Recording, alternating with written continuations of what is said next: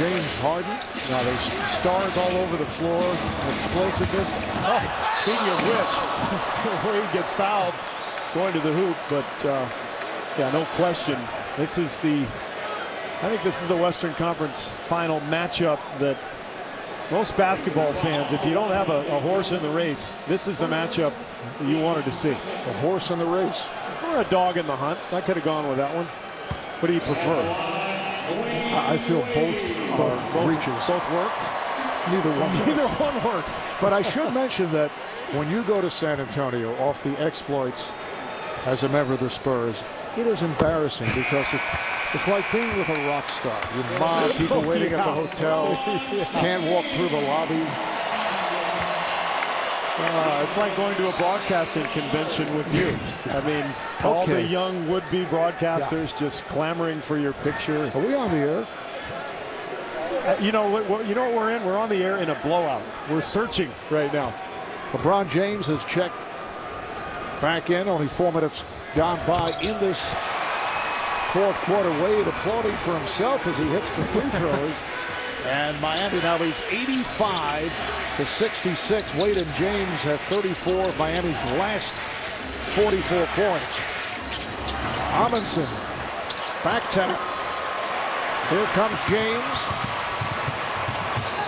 See how LeBron surveys the floor as he's able to bring it across. And then nice pass to Haslem.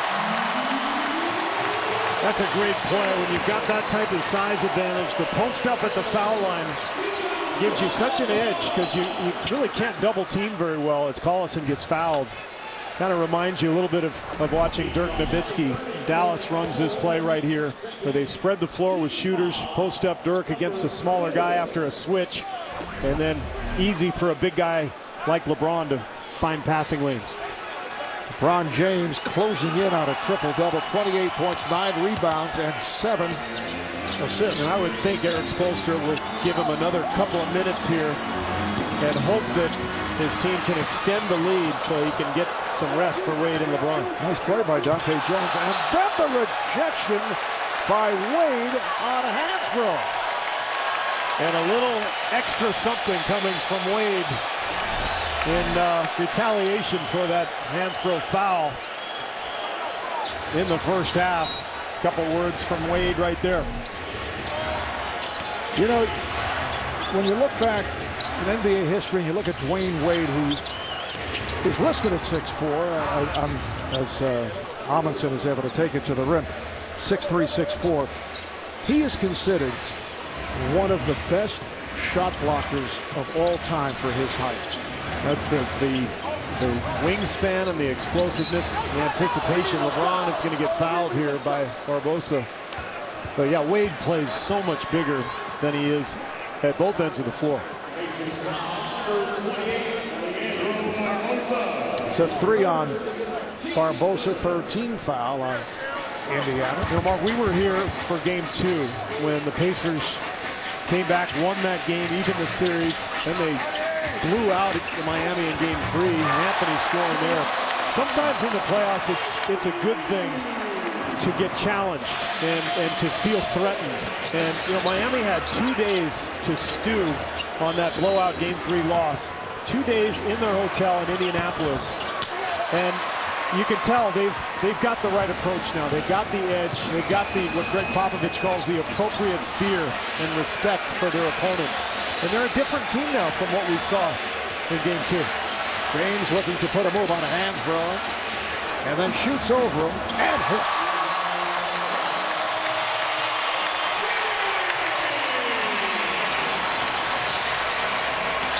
.30 points for LeBron James, and Hansbrough is hacked. And for LeBron, the 45th career playoff game with 30 or more. He comes off the game clean. I would be surprised if Haslem plays in game 6. I think a suspension is coming.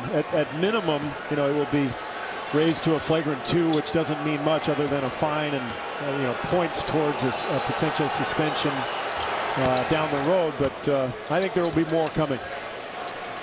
Substitutions for both teams. Terrell Harris along with Juwan Howard, Dexter Pittman now on the floor. Lance Stevenson has checked in for the Pacers. Second-year man from Cincinnati, who we talked about earlier. This is Harris getting it down low. Pittman pops it out. Nice ball movement. Howard able to knock down the jumper. Juwan Howard giving the Heat a 104-76 lead. Stevenson. Looked like Pittman got a piece of it. There's Harris on the run, leading Howard, and he's fouled. Fouled by Jeff Pendergraft, second-year man from Arizona State, who just came on. Well, TNT this June, the boys are back. Don't miss the return of Franklin and Bash. Season premiere Tuesday, June 5th at 10, 9 Central only, right here on TNT. For the latest news, like us on Facebook.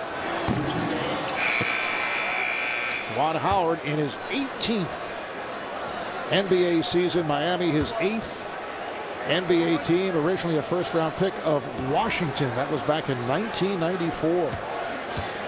Really on this team now for his experience and his work in the locker room. He's a guy who's known as a great teammate, knows the game, knows opponents, and he's shaking the cobwebs off here and getting a few minutes of time. For the most part, really just a part of this organization, assisting the younger players. Dante Jones able to get it back off that missed three, and handled by Jones. So both clubs going deep into their bench. Cole stripped and fouled by Amundsen. And this is an example of Juwan Howard earlier in this quarter talking with Chalmers about strategy. Looks like maybe something in terms of angles or whatever it was, but that's it's important to have guys like that on the roster. Terrell Harris, a rookie from Oklahoma State, able to knock down the jumper.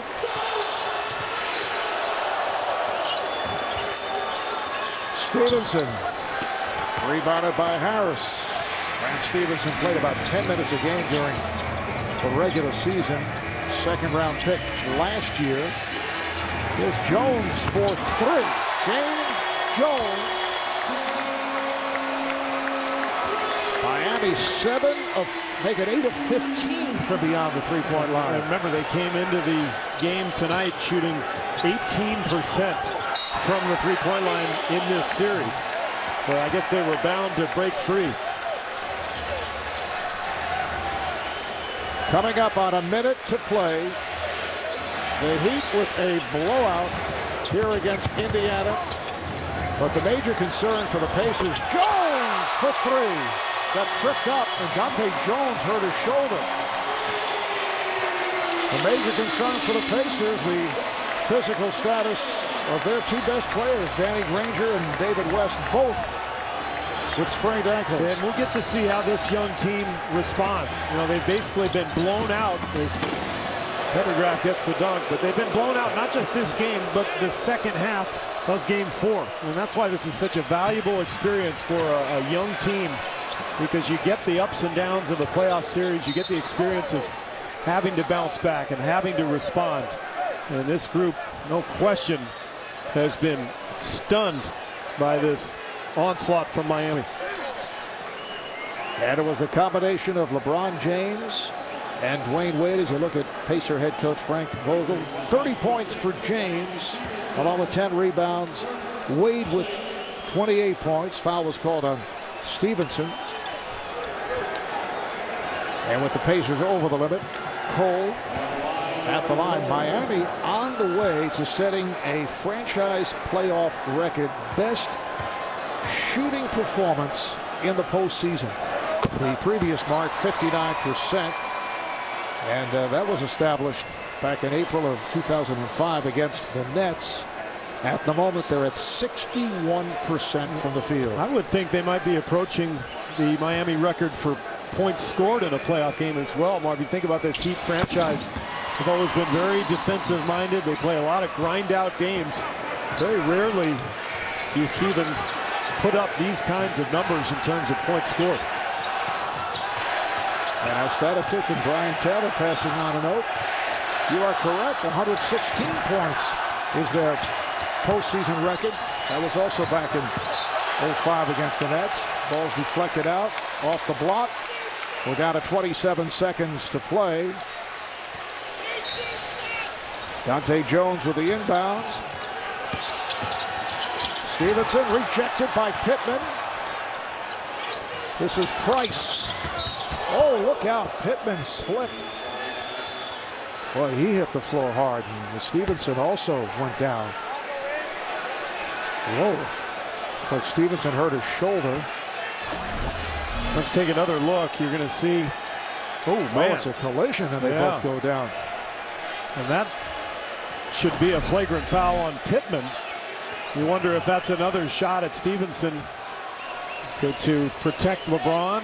You know, after the comments from Stevenson, Howard has already done it in his way. But look at this. I mean, just Pittman coming across the lane, a forearm shiver to the neck. My goodness. I didn't see that initially. Well, that is a blatant elbow. It's called a flagrant one. This is out of hand. It is. It's really, this is ugly. Although Stevenson didn't react. I at first thought it was a slip, but it was that collision as we saw on the replay, and Stevenson able to convert. Mark, late in the season, the Bulls played a game here in Miami, and it got very physical. James Jones got thrown out of the game for a two-armed shove and clothesline of Joakim Noah. I mean, this is a Miami team that definitely tries to establish its physical dominance. Amundsen off the lob with 15 seconds to play. So Dante Jones hurt his shoulder. Stevenson just took a shot. We'll have the sprained ankles of most importance suffered by West and Granger, and a standing ovation for the Miami Heat as they end up shooting 61%. They fall 1 point off their all-time postseason high for most points with 115. And for Indiana, it's the worst shooting playoff.